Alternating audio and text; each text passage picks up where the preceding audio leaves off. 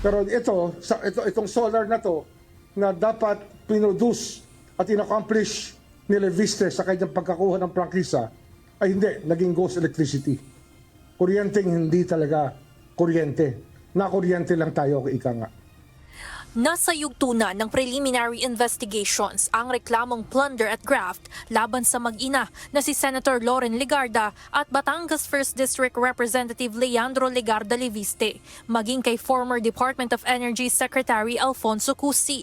Ayon kay Ombudsman Crispin Remulla, nagkaroon umano ng eksklusibong solar service contracts si Representative Leviste, ngunit marami sa mga proyektong ito ang hindi naisakatuparan.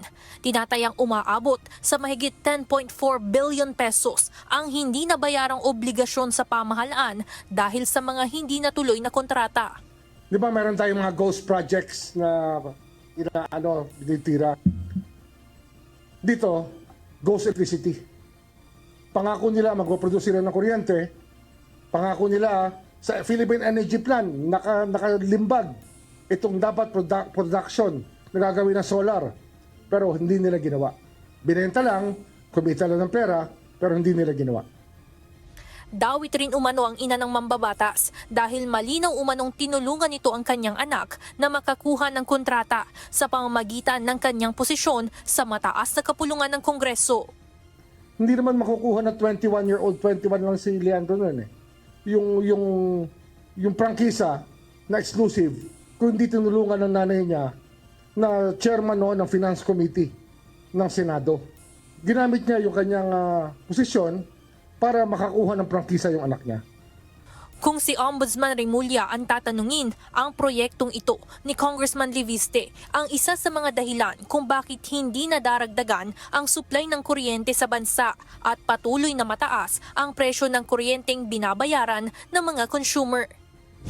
Samantala, kinumpirma rin ni Ombudsman Crispin Remulla na nasa preliminary investigations na ang mahigit kumulang 20 counts ng malversation complaints laban kay CWS Party List Representative Edwin Guardiola kaugnay ng umano'y maanomalyang flood control projects sa pamahalaan.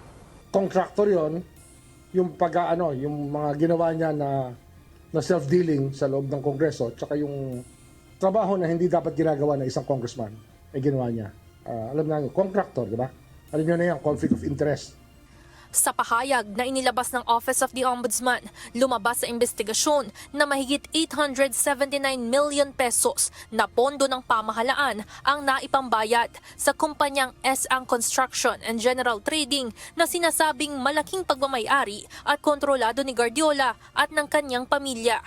Nakuha umano ng kumpanya ang 3 kontrata sa pamamagitan ng joint venture sa ilalim ng DPWH Bulacan 1st District Engineering Office.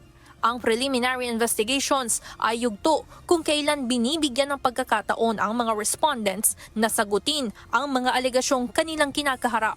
Pagkatapos nito, pagpapasyahan ng Office of the Ombudsman kung may sapat bang mga batayan at ebidensya para formal na maisampa ang mga reklamo sa hukuman.